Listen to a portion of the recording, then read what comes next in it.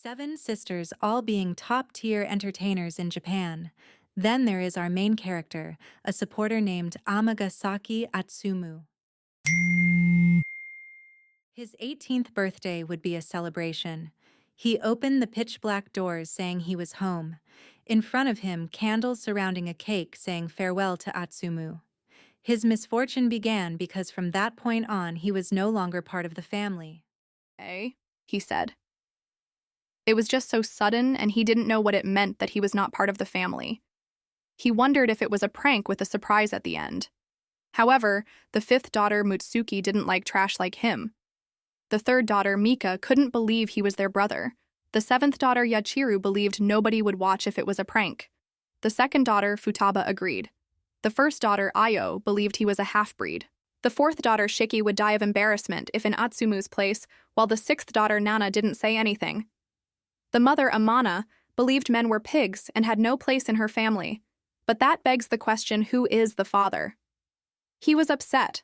Nobody stood up for him, all upset.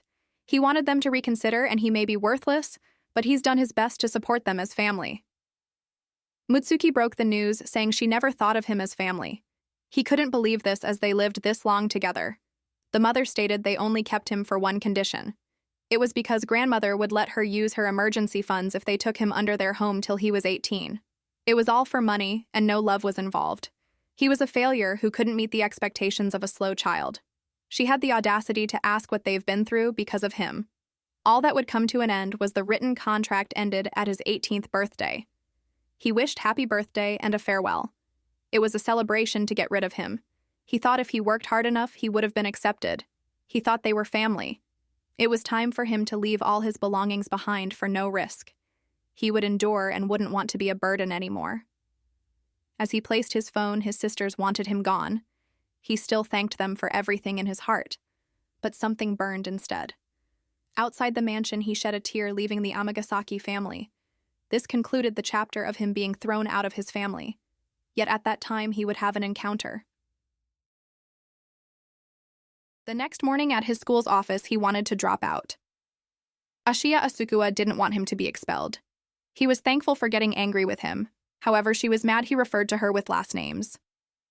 She's part of the idol group *, being the group leader.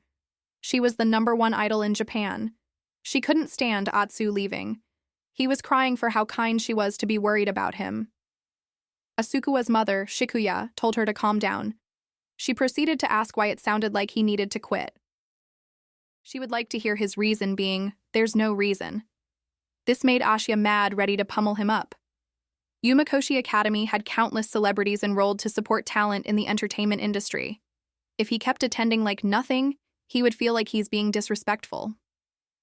Asukawa asked how many people were in charge of managing 7 of the top celebrities, saying it's impossible to handle that alone. He said it was just him, making her once again soon beat him up. He asked if Asuka was there because she wasn't involved. Her mother broke the news and told the security to let her know if he arrived, which made her turn very red. She started raging at her mom with cries, and this made him say she was cute. Instead, she turned into a beast and asked to stop being called cute. She whispered while crying, saying he wouldn't say it anymore, which made him be in a predicament. Ahem, Shikuya said. She asked after leaving if he wanted to do anything. He was busy supporting his sisters, never living like kids his age. He wanted to enjoy an ordinary youth, said with a big smile. He was given a school and arrived in an unfamiliar town. The chairman arranged a transfer and a dorm, saying strange things about her daughter and Atsumu. She covered his rent and expenses and would want to pay her back while still a student. He was happy to finally begin his normal school life. Something caught his attention because of loud talking. Menacing dudes were staring at women. They wanted the women to not ignore them and go out for tea. He was startled, not knowing if his town was safe. He would get crushed in seconds if in a delinquent brawl. He saw the girl shivering and didn't hesitate any longer. He would go save this girl. Little does he know this would change his life. Fast forward a little bit, and our boy stopped the perpetrator from doing anything illegal. He was called a pipsqueak and was to move or he would get hurt. He asked why and wondered if he was the weird one here. He thought the girl was in trouble, but maybe not.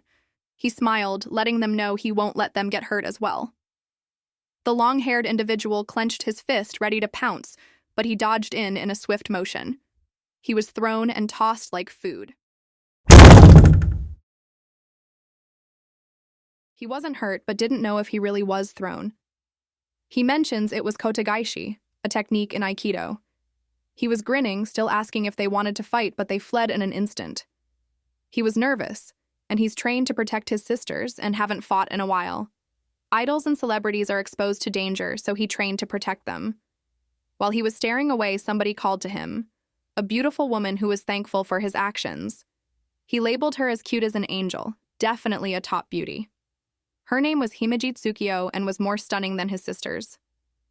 Tsukio was trembling, not knowing what to say, but he patted her head, apologizing right after. She nervously introduced herself, and he was hyped because of her cute name and introduced himself. He decided to use his dad's surname, and his stomach decided to growl. He only ate nutrient jelly, and she showed concern. She wanted to repay his kindness, and he didn't expect her to. He was repaid by food and was in tears. He asked if it was okay for him to be treated this way, and she shyly mentioned it was a way of thanks.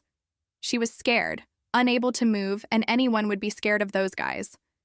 Himeji was cute, tall, with an amazing figure far from ordinary. No wonder people were interested in her, as he admired her dazzling beauty. The waitress brought over a limited edition parfait, and she took pictures of the bunny on top, with eyes of love. As she was doing, that people were whispering about her. She asked if it was weird, and he didn't know what she was talking about. She was embarrassed over the fact she looks mature but likes cute things. He thought it was great how a cute girl likes cute things and there's nothing to be embarrassed about. This is because she was wonderful, the way she was making her light up. She was thankful and admitted she liked cute things. He mentioned she has a cute voice because it sounds similar to a VTuber he liked. Silence. Then she laughed it off, sneaking away to get a drink, and he wondered if he said something weird. He learnt family restaurants weren't just for families and thought he would get arrested for not having a family anymore. She asked if he truly didn't have one. He didn't know what to say, and she was sorry for asking something personal. She was worried because he talked about nutrient jelly, and he never received this worry from somebody else.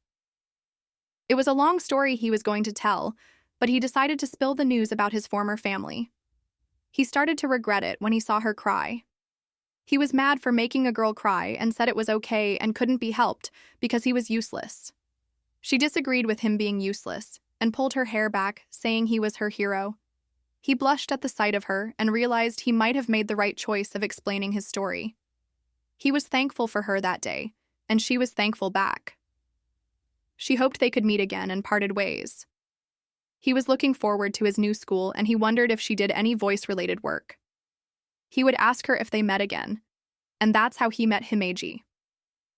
Now we see a VTuber named Kaguya appearing with 1.53 million subscribers. She was the game streaming princess Hoshizuki Kaguya and mentioned something wonderful happened to her. Himeji was actually Japan's top VTuber. The night our dude was banished from his family, he thinks about how they felt after kicking him out. They were his precious family, and now we're viewing his family's point of view after banishment. They were eating his cake, laughing at how he looked. It was pathetic, and Futaba considered it funnier than any prank show. The so-called best part was it wasn't a prank, and Shiki wished she recorded it. The other sisters said it would have gone viral, and Mika said the air was much cleaner than before. For her, the most annoying thing was diet restrictions because she never gained weight, but he would nitpick every detail. For another, it was a spicy food ban because she, a so-called genius, wouldn't get hurt by spicy food and can eat it all she wants. Next, it was the self-posting restrictions because he made her retake them over and over, even though she looked good at any moment. Her sisters agreed. Another said they weren't allowed to use social media, but she didn't care now. In Io's case, she had a restriction on what roles she could take, and this caused outrage in her estate. However, Nana didn't care, as somebody named Five was her only supporter. Her songs blew up, and it matched Nana's voice, and she liked singing to Five's songs. Yachiru never wanted him back, and somebody of authority noticed they suffered because of him. It was their mother, Amana, CEO of a talent agency. All their talents were restricted with him gone. They were allowed to unleash their talent. Next in Tokyo, we pan to the top floor of Amagasaki's agency, where Yuki asked why she didn't consult about kicking Atsumu out. She said something so trivial wasn't worth wasting time on, but Atsumu handled everything behind the scenes, and she didn't have the capacity to help her daughters. Amana didn't like her getting worked up and found an arrangement. Somebody entered, and an intern named Harima Rima was there. That girl was the replacement, but Atsumu was supporting 7 top entertainers by himself, and a student couldn't do that themselves. The mother threatened, saying, if a failure can do that, then she can, and the intern said they would do their best. Yuki knew it wouldn't work, and it was all because of Atsumu for their success. At school, Himeji put shoes in her locker. Lots of chatter was behind her saying she was cute, but there were rumors. She was gorgeous but ignored people, so people began to call her the Ice Queen. Talking to her is just a pipe dream. Our main character woke up at 4 a.m., and he still hasn't gotten rid of previous habits. He was done making food for himself, and it was delicious from his eyes. He was at school announcing himself. I'm Sakasagawa Atsumu. Please treat me well, he said.